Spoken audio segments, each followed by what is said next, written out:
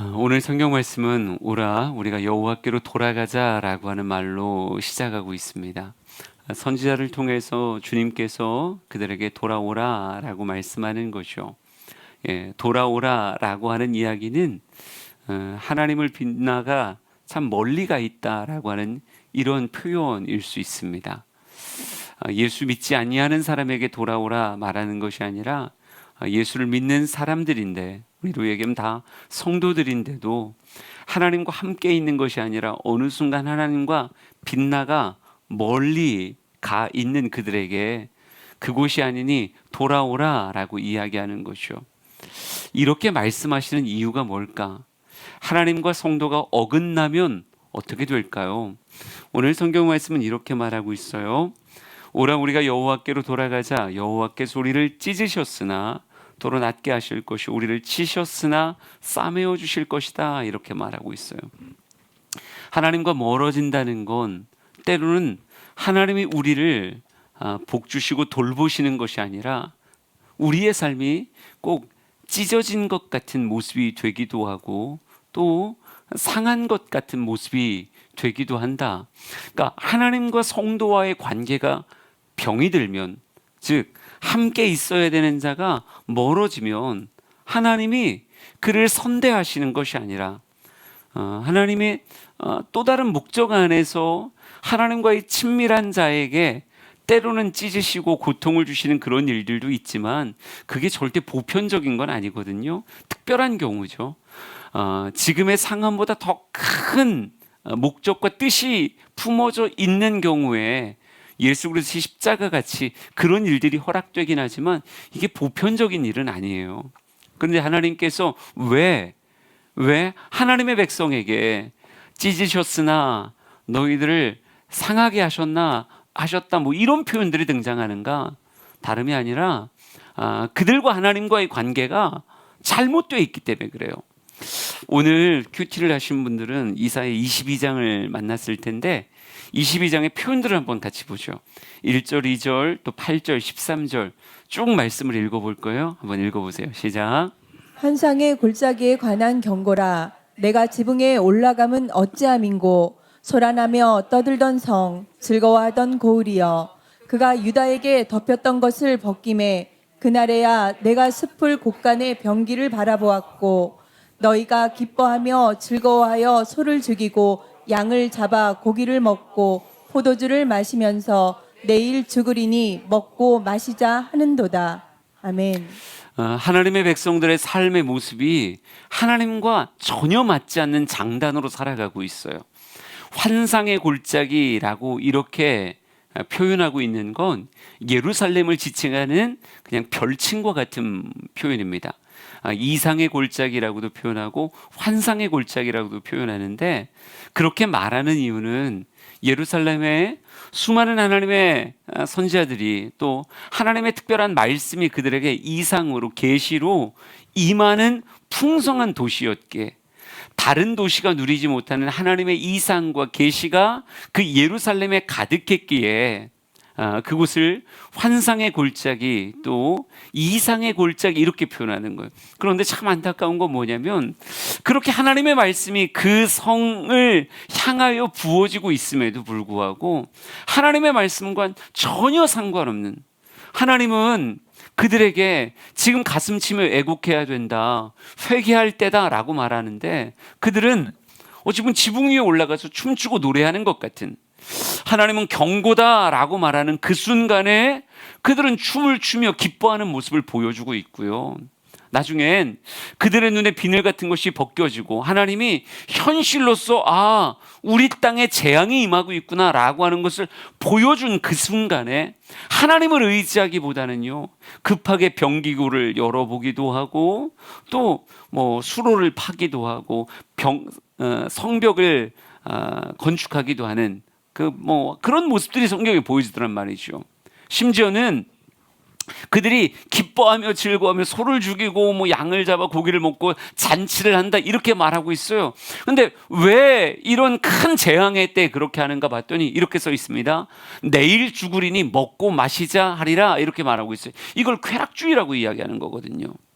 환상의 골짜기에 살고 있는데 하나님의 말씀의 이상과 계시가 아주 풍성한, 다른 도성은 누리지 못하는 특별한 은혜를 누리고 있음에도 그 말씀과는 전혀 상관없는, 하나님은 울 때라 말할 때 기뻐하고 있고 하나님을 의지해야 할 때다라고 말할 때 엉뚱한 병기를 바라보며 소망을 걸고 있고, 그저 이젠 내일 죽을 터이니 오늘 먹고 마셔야 되겠다라고 말하는, 어찌 보면 쾌락주의로 인생을 탕진하고 낭비하는 것 같은, 그러니까 환상의 골짜기에 살고 있지만 그 환상의 골짜기를 전혀 누리지 못하기에 하나님은 오히려 그들에게 호통을 치시며, 하나님은 오히려 그들에게 그들을 일깨우기 위한, 때로는 찢으시고 때로는 책망하시는, 치시는 그런 일들이 벌어지고 있다라고 하는 거죠.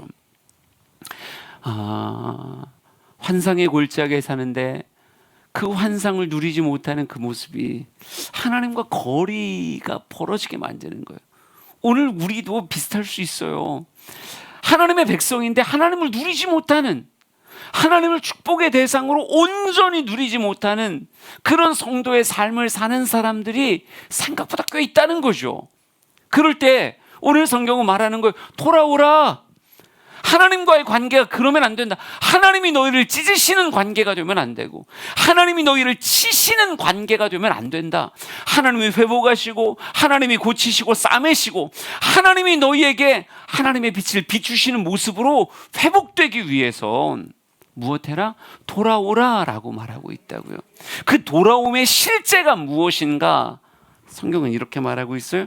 호세아 6장 3절 말씀을 한번 같이 봅시다. 호세아 6장 3절 시작. 그러므로 우리가 여호와를 알자, 힘써 여호와를 알자. 그의 나타나심은 새벽빛같이 어김없나니 비와 같이 땅을 적시는 늦비와 같이 우리에게 임하시리라 하니라. 아멘. 그러므로 우리가 여호와를 알자라고 이렇게 말하고 있어요. 그러니까 돌아옴이라고 하는 것의 실제는 무엇이냐면 여호와를 힘써서 아는 거예요. 그 일정하신, 늘 해가 떠오르고 해가 지는 것 같은 그 일정한 패턴과 같이 하나님의 나타나심과 하나님의 역사하심이 어찌 보면 일정한 모습으로 우리에게 다가오시니까 그 일정하신 그 하나님에 대한 사모함을 가지고 여호와를 힘써 아는 자가 되어야 된다는 거죠. 아는 만큼 무엇하는 거예요? 만나게 되어지고 아는 만큼 누리게 되어지는 거예요. 한때 이산가족 찾기라는 게 있었죠. 뭐 지금 젊은 세대들하고는 전혀 상관없는 이야기죠. 저 어렸을 때 이야기니까.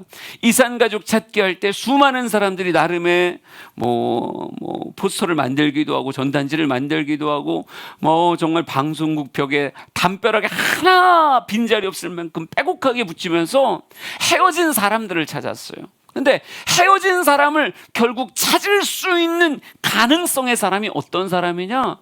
아는 사람이었어요. 아, 이런 특징을 가지고 있어요. 잃어버린 우리 형은, 우리 누나는 이러이러한 모습에 이런 특징을 가지고 있었고요. 어릴 때 무엇이라고 불리웠어요.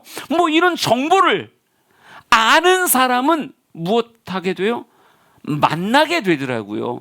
그 아는 지식이 매개체가 돼서 만남이라고 하는 것으로 이어지는데, 어떤 사람은요 똑같이 나도 그 전쟁통에 헤어졌어, 나도 이산 가족이 됐어, 그 막연함만 있지 뭐가 없어요? 실제로 묘사할 수 있는 그 어떤 지식도 없다면 같이 가슴은 아파하지만 무엇할 수 없어요?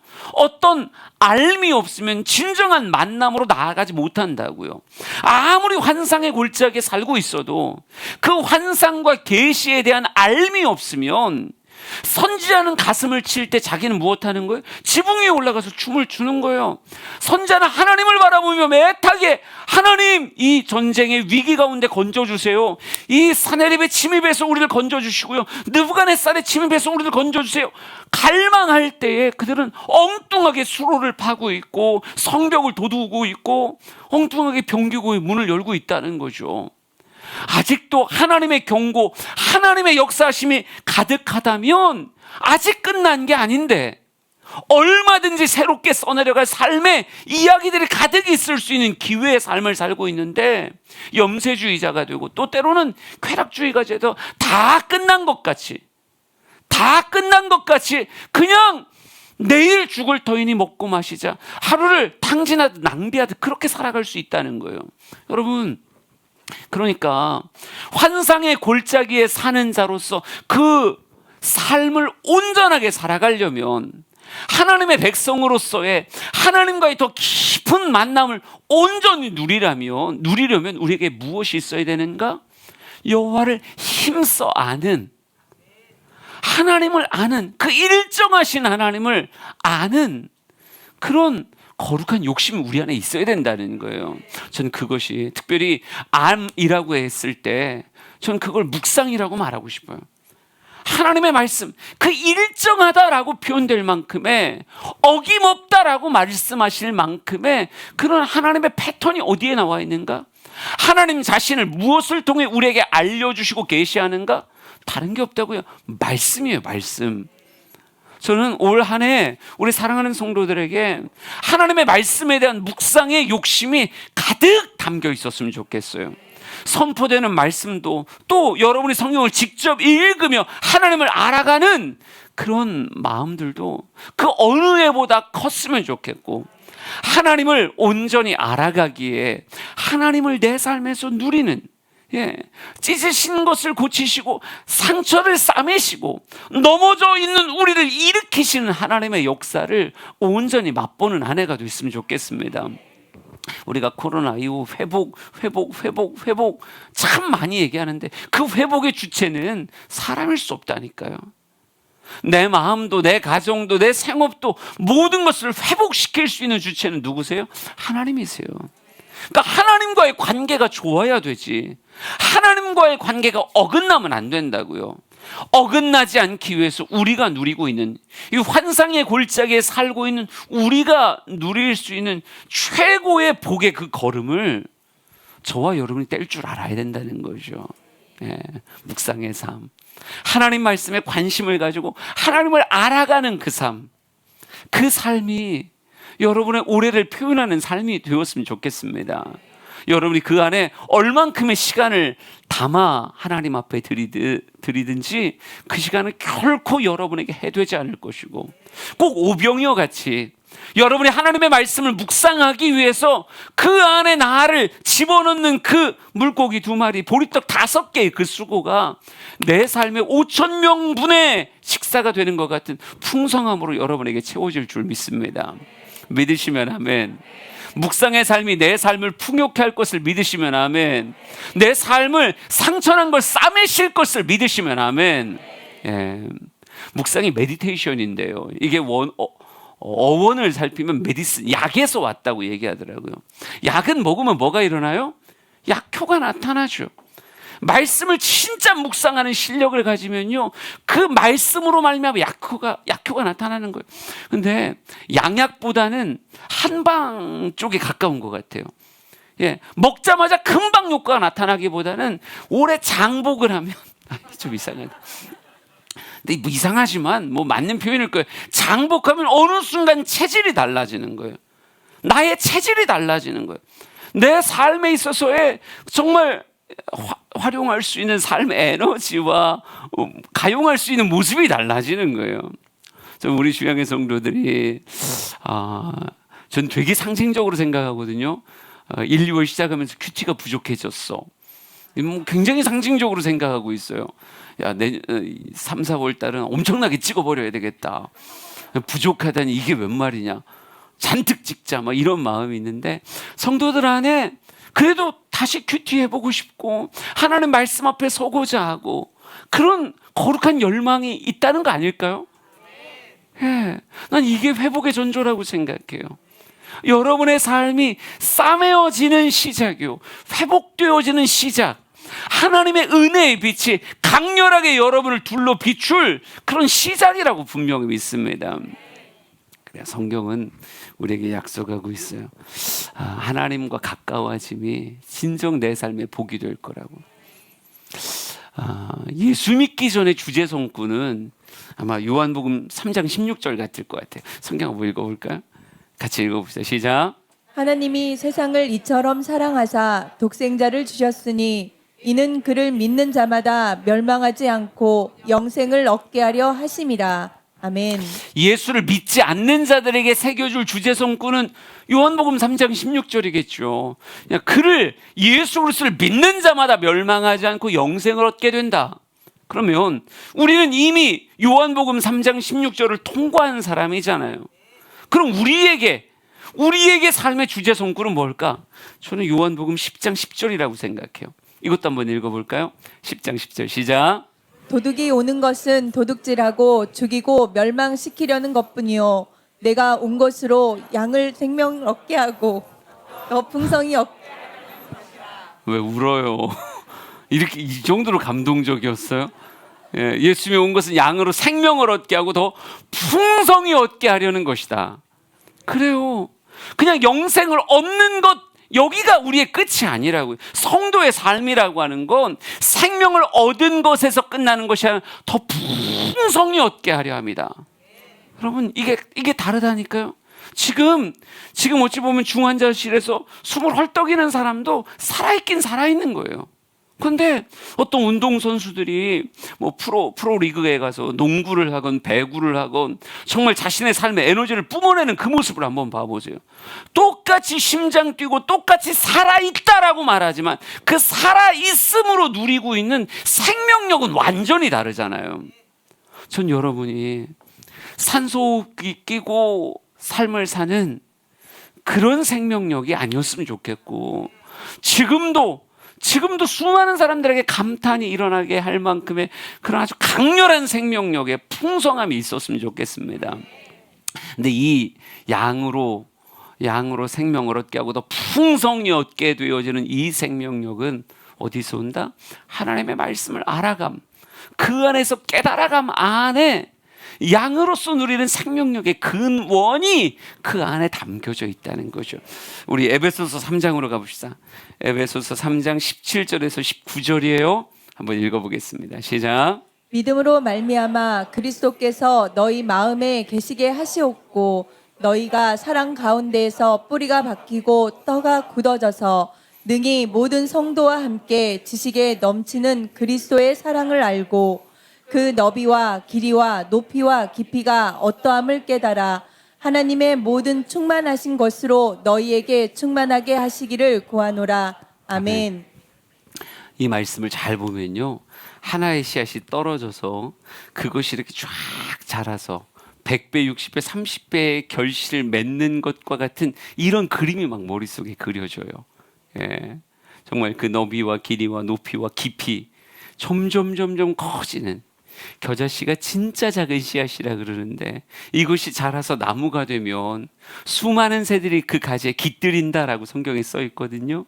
진짜 복음이라는 게 그렇고 예수 그리스도를 알아감이라는 게 그런 것 같아요. 모든 사람에게 어찌 보면 삶의 씨앗 하나 떨어지는 것 같은데 이 씨앗이 내 안에서 제대로 뿌리를 받고 자라기 시작하면, 그 주님을 내 삶으로 온전히 알아가며 깊이 교제하기 시작하면 이게 쫙 자라나기 시작해서 하나님의 충만하심이 내 안에 충만함으로 자라나는 것 같은 엄청난 역사가 있게 된다라고 하는 거예요. 그러게, 무엇에 욕심내야 되겠다? 하나님을 알아가며 욕심내야 되겠다. 하나님을 알아가며 그 너비와 길이와 높이와 깊이가 어떠함을 깨달아가는 하나님의 충만한 것으로 내 삶에 충만하게 되어지는 역사가 우리 주양의 모든 성도들의 2023년이 되었으면 좋겠습니다.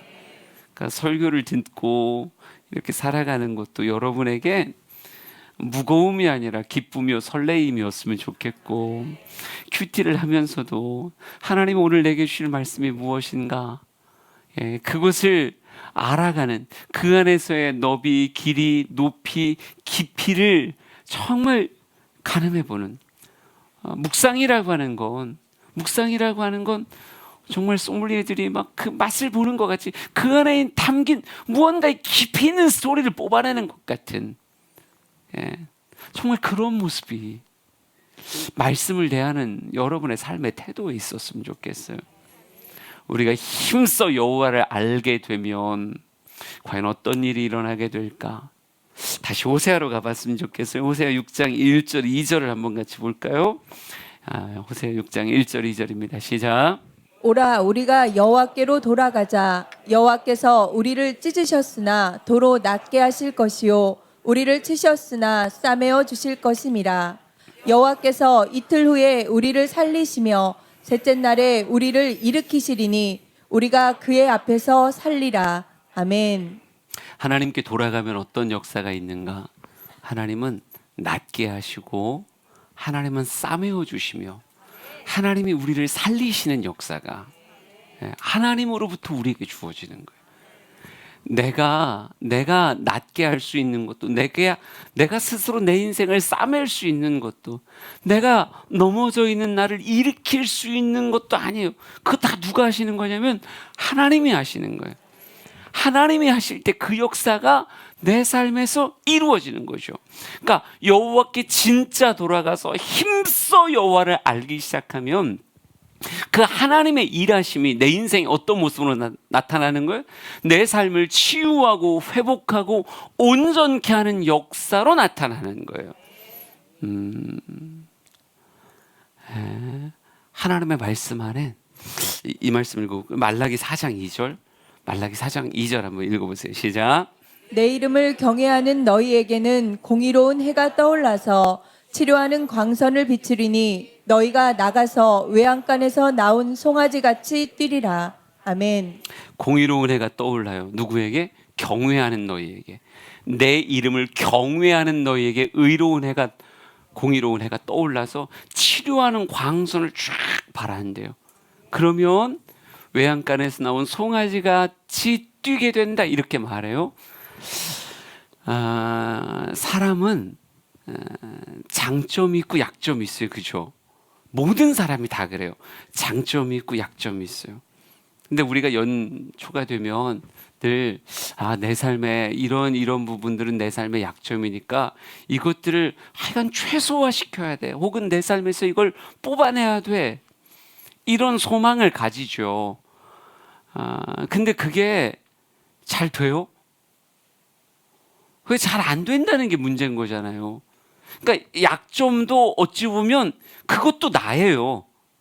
장점도 나고 약점도 나예요.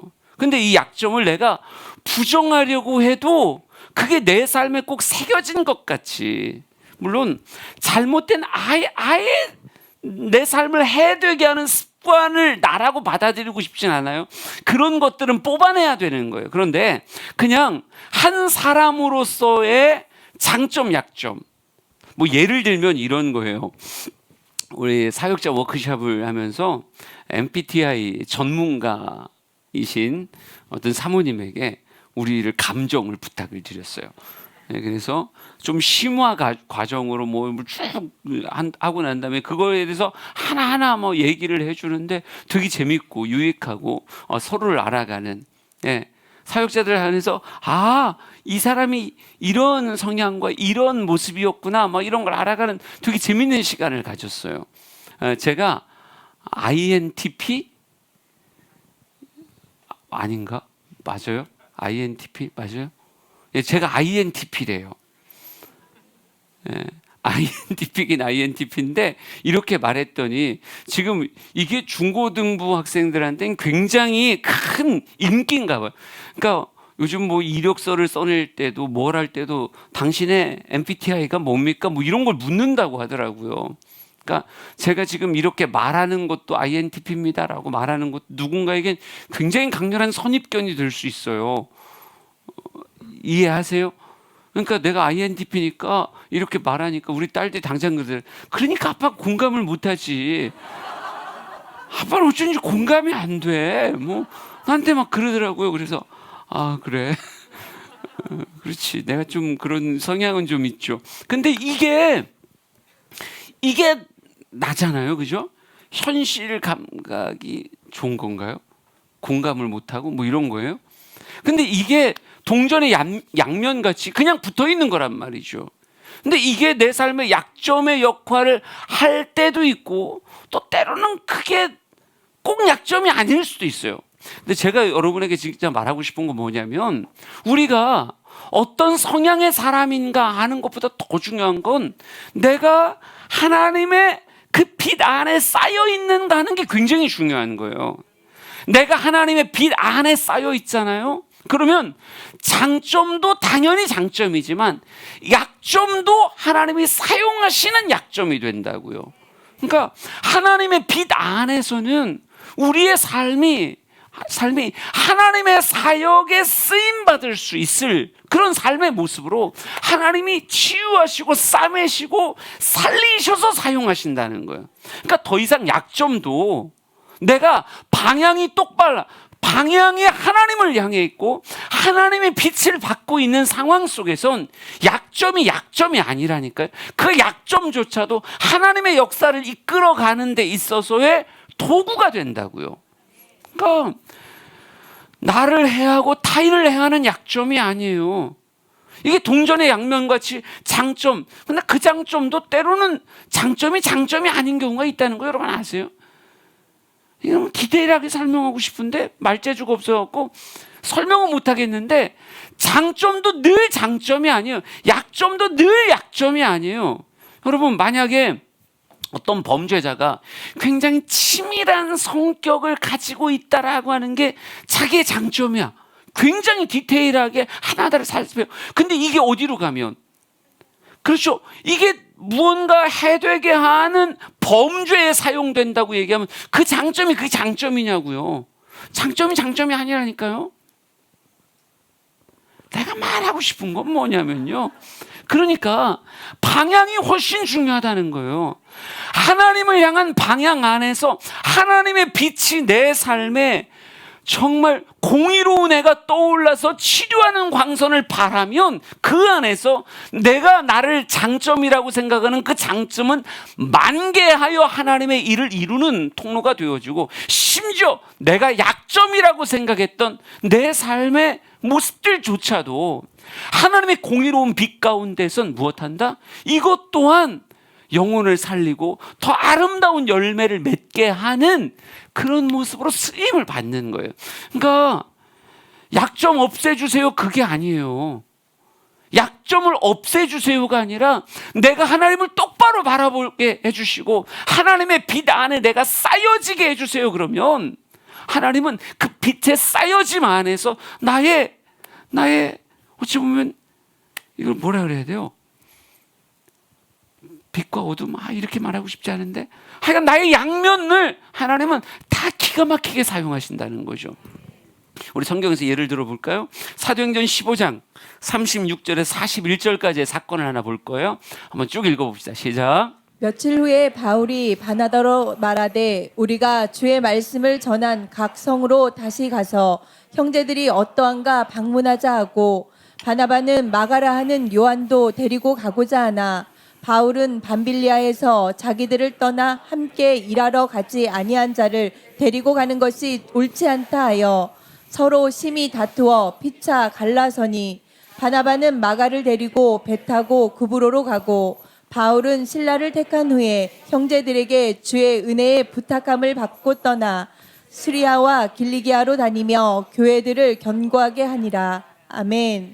바울과 바나바의 갈등을 묘사하고 있어요. 심히 다투고 갈라섰다고까지 말하고 있어요. 하지만 마가 요한이라고 하는 사람의 감정을 살피고 그에게 어찌 보면 상처를 주지 않으려고 하는 참 인간적으로 따뜻한 바나바의 모습, 그리고 반대로 사역 중심이고 일 중심이었던 바울의 모습이잖아요. 근데 두 사람이 갈등하는 것 같아요. 지금 이 순간엔 그들 안의 다름이 갈등으로 묘사되고 있는 거예요. 하지만 중요한 건 바울도 바나바도 누구를 향해 서 있는 사람이에요?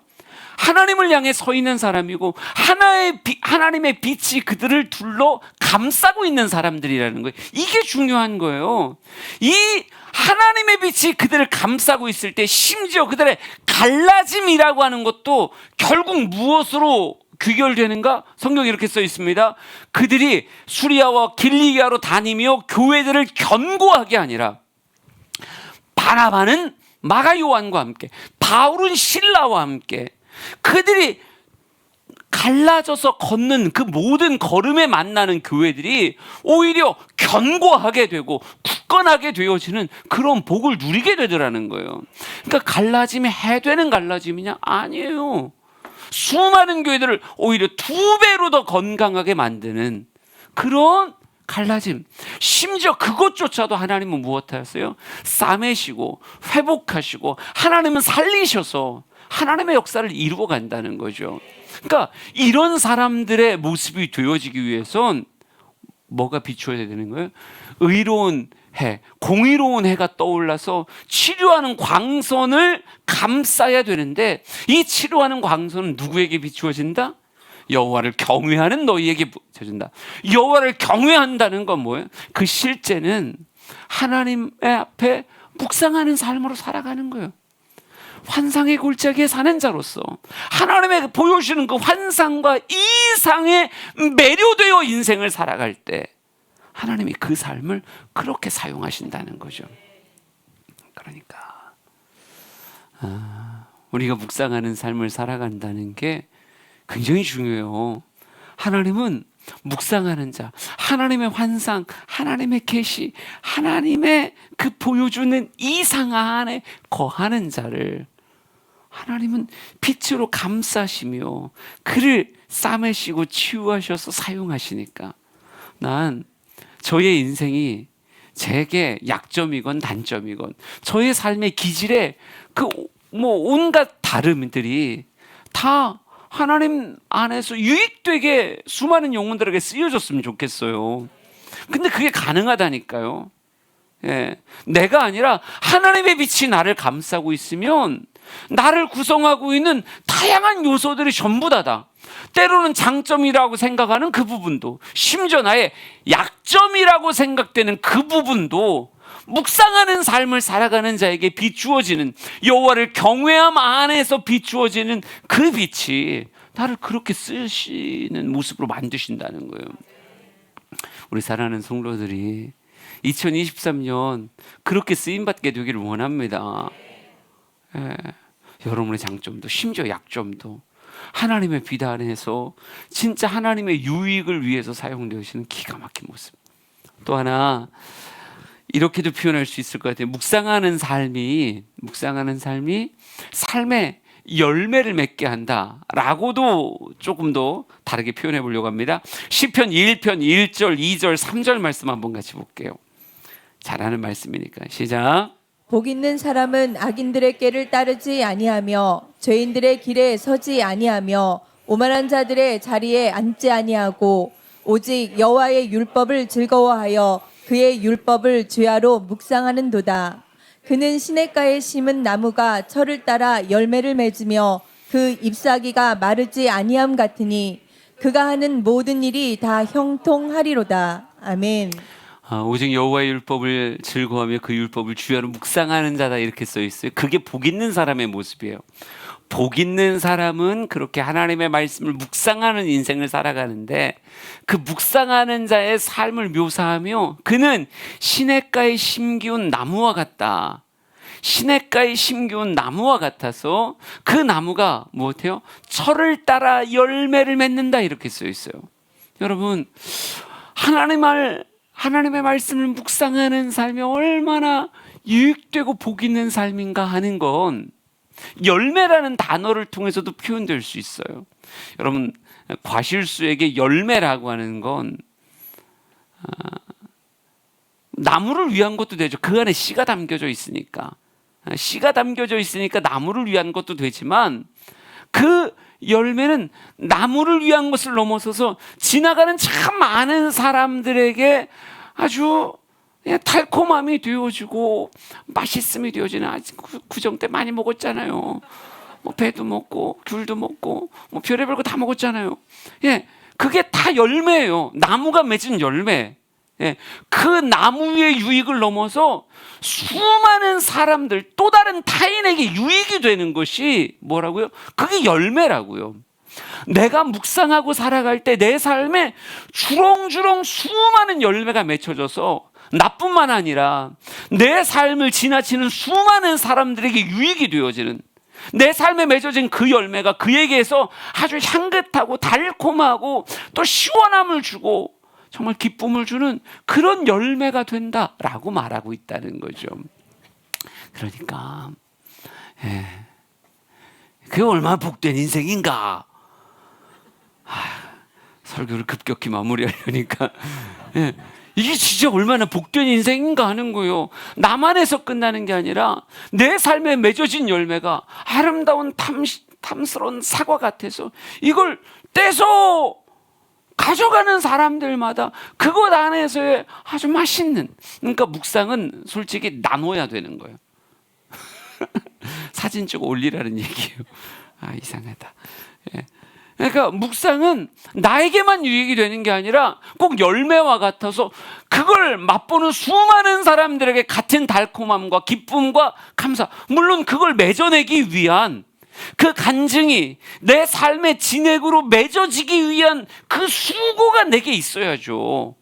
묵상이라고 하는 건 그냥 쓱 지나가는 게 아니라 진짜 그 안에 머물러서 진액을 빨아들여 열매를 만드는 과정이 묵상이니까 쉽진 않지만, 그래서 맺어진 그 열매는 수많은 사람들에게 풍성함이 된다는 거예요.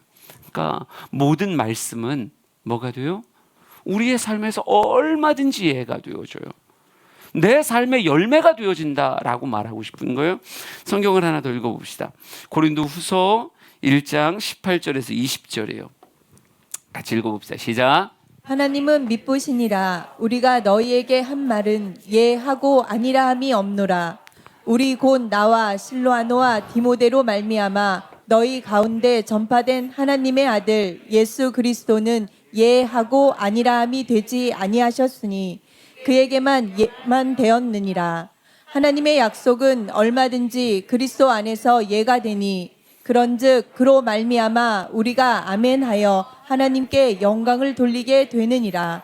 아멘. 모든 하나님의 말씀은 우리에게 아니라 함으로 내게 다가온 게 아니라 예가 되기 위해서 우리 삶에 다가온 거예요.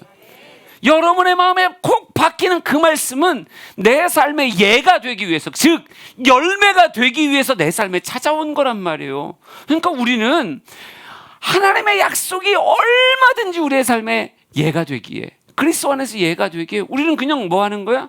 아멘 하여 하나님께 영광을 올려드리는 거예요. 아멘 하면 할수록 받았던 그 말씀이 내 삶에서 뭐로 자라게 되는 거예요? 열매로 자라게 되는 거예요. 난 여러분의 가지가 정말 휘영청 늘어질 만큼의 엄청난 열매가 빼곡히 달려있는 과실수가 여러분의 인생의 모습이 되었으면 좋겠어요.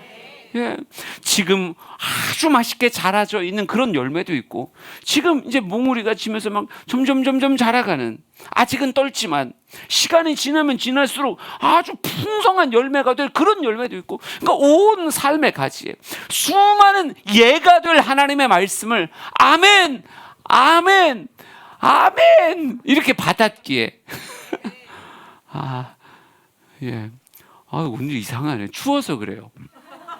이 모든 건 다 날씨가 춥기 때문에 그런 거예요. 그러니까 여러분의 반응도 얼어있고 말하는 나도 얼어있고, 하지만 모든 건 예가 되기 위해서. 그러니까 새벽 큐티로 찾아오시든 아니면 수요 예배 말씀으로 찾아오시든 그냥 우연한 기회에 접했던 어떤 말씀이건 간에 하나님이 그 말씀을 보게 하시며 그 말씀에 머물게 하시는 건 무엇이 되기 위해서? 이게 내 삶의 열매가 되기 위해서 내 삶에 찾아온 것이니, 말씀을 아니오라고 말하지 말고 무엇하라? 얼마든지 예가 된다 고백하며 아멘하여 하나님께 영광을 올려드리라고요. 여러분, 그러기에 말씀은 무엇으로 받는 거예요? 순종으로 받는 거예요. 순종의 3대 원칙이 있어요. 뭘까요? 아무거나 찍어요. 즉시. 좋아요. 즉시. 또 아무 생각 없이. 그런 거는 좋은 게 아니에요. 왜 생각이 없어요? 우리는 아멘하여 영광 돌리겠다는 그런 꽉 차 있는 마음으로 그러니까 즉시, 순종의 3대 원칙, 즉시 무엇으로?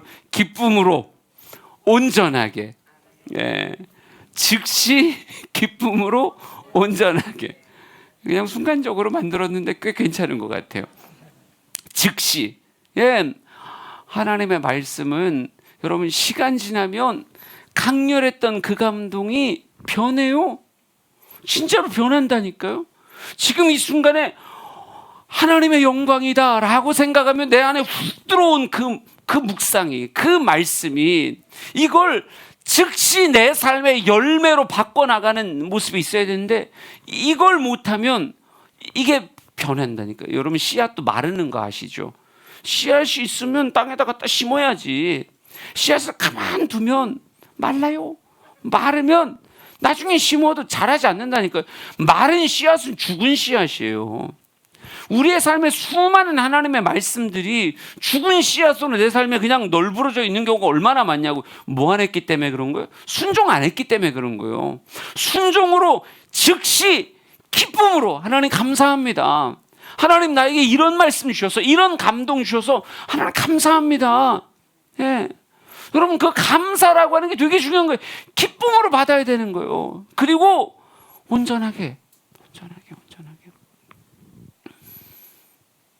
근데 참 미안한 건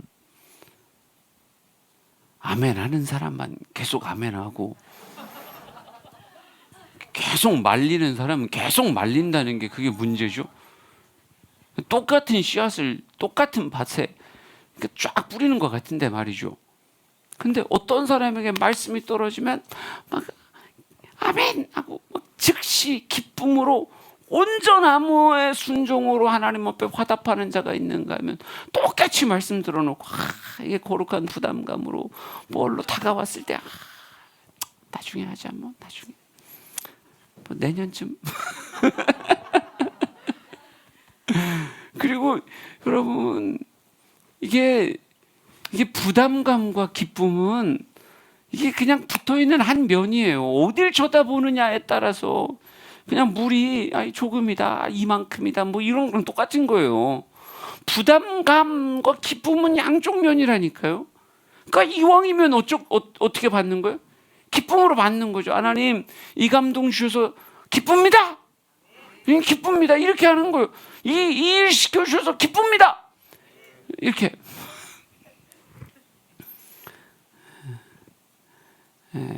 그렇게 나가면 그 씨앗이, 작았던 그 씨앗이 그 깊이와 높이와 넓이와 막 안에서 자라기 시작하는데 뭐가 되는 거예요? 진짜 아주 탐스러운 배와 같이 자라는 거예요. 말씀은 열매가 된다니까요. 그 열매 안에 정말 생명의 씨앗이 담겨 있고 그 열매 안에 수많은 사람들을 기쁘게 하는 그런 과육이 있는 거예요. 이번 명절 지내면서 배가 막 이만한 것 같아요. 배가 수박 같은 배. 여러분 배는 요만했어요? 수박 같은 배. 진짜 크더라고요. 배도 크고 사과도 크고 정말 이때를 위해서 다 이렇게 저장해 놓은 것들 막 풀어서 막 나오는 거잖아요. 얼마나 저장을 잘 해놨는지. 진짜 탐스러운 과일들이 여러분의 집에도 많이 풍성하게 있었을 거예요. 그건 심겨진 곳에서 기쁨으로 정말 온전하게 반응했던 그런 모습에서 맺어진 아름다운 열매일 거예요. 전 2023년 우리 주양의 성도들의 삶에 하나님이 맺게 하시는 열매가 가지 휘어지게 풍성했으면 좋겠습니다. 우리 한번 해보자고요. 진짜로 신앙생활 하는데, 환상의 골짜기에 사는데 하나님과 전혀 이렇게 공감되지 않는 춤을 추거나 다른 곳을 바라보거나 그냥 내일 죽을 터이니 먹고 마시자 이렇게 인생을 낭비하고 탕진하는 거 얼마나 가슴 아픈 이야기입니까? 우리 주행의 성도들이 그렇게 되지 않았으면 좋겠고, 이사야 선지자가 하나님을 바라보며 그 환상의 골짜기에 살고 있는 그 삶의 복을 온전히 삶으로 누리듯 우리 주양의 모든 성도가 그리 되길 진심으로 축복합니다. 우리 찬양하면서 같이 기도로 나아가죠.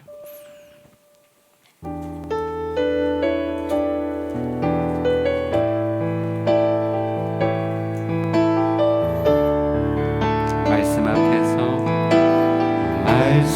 앞에서 경외함을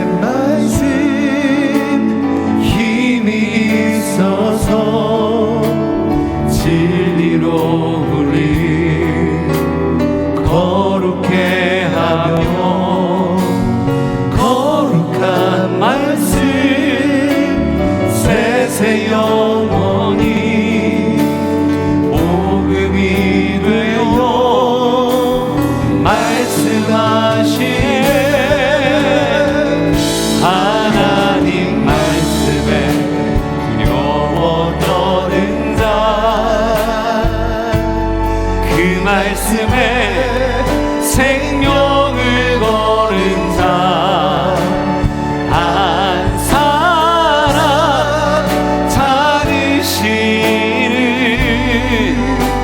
주님의 약속을 믿어 하나님 말씀에 명을 거는 자 순종하며 주 따라가는 자 영원한 하나님 나라 이루어갈 주의 교회여 일어나라. 우리 처음부터 다시 한번 고백합시다. 말씀 앞에서 경외함으로 주께 홀로 섭니다. 생명의 말씀 읽고 순종해 주를 예배합니다. 다시 한번 고백합니다. 말씀 앞에서 경외함으로 주께 홀로 섭니다. 생명의 말씀 읽고 순종해 주를 예배합니다. 기록된 말씀 힘이 있어서 진리로 우리 거룩해 하며 거룩한 말씀 세세 영원히 복음이 되어 말씀하시네. 하나님 말씀에 두려워 떠는 자 그 말씀에 생명을 거는 자 한 사람 찾으시는 주님의 약속을 믿어 하나님 말씀에 명을 거는 자 순종하며 주 따라가는 자 영원한 하나님 나라 이루어갈 주의 교회여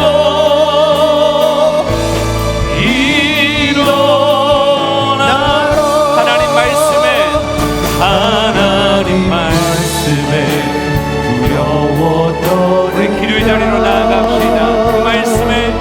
그 말씀에 생명을 거는 자 한 사람 찾으시는 주님의 약속을 믿어 하나님 말씀에 명을 거는 자 순종하며 주 따라가는 자 영원한 하나님 나라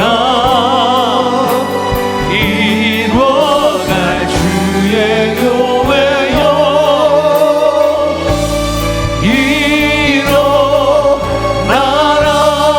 일어나라.